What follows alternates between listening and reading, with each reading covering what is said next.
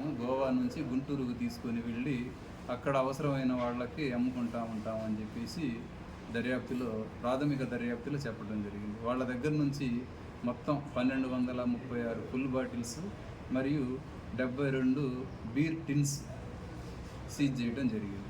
వాళ్ళ మీద కేసు దర్యాప్తు చేసి కోర్టుకి పెట్టడం జరుగుతుంది. ఇంకా దర్యాప్తులో ఇంకా ఏదైనా విషయాలు వెలుగులోకి వస్తే వాటి మీద కూడా కఠిన చర్యలు తీసుకోవడం జరుగుతుంది.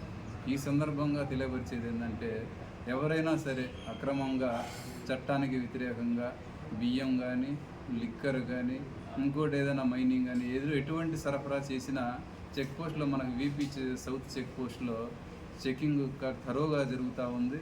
ఖచ్చితంగా పట్టుకొని వాళ్ళ మీద కఠిన చర్యలు తీసుకుంటామని చెప్పి తెలియజేస్తా ఉన్నాం.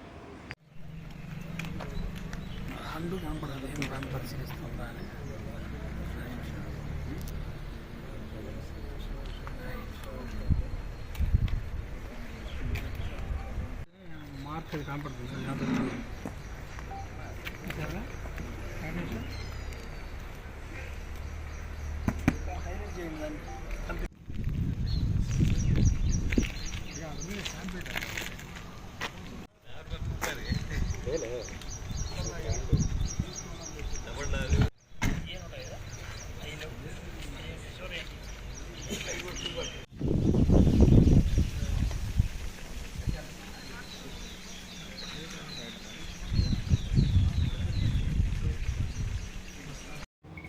మాచర్ల రూరల్ సీని మాట్లాడుతున్నాం.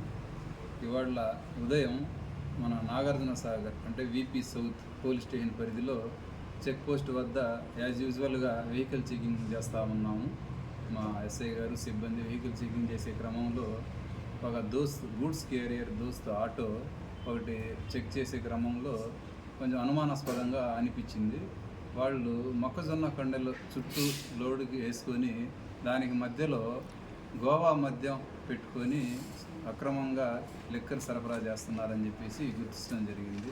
వాళ్ళల్లో ఒకతను గుంటూరుకు చెందిన వ్యక్తి, డ్రైవరు మన మాచర్లకు సంబంధించిన వ్యక్తి. వాళ్ళిద్దరిని అదుపులోకి తీసుకొని మొత్తం విచారిస్తే వాళ్ళు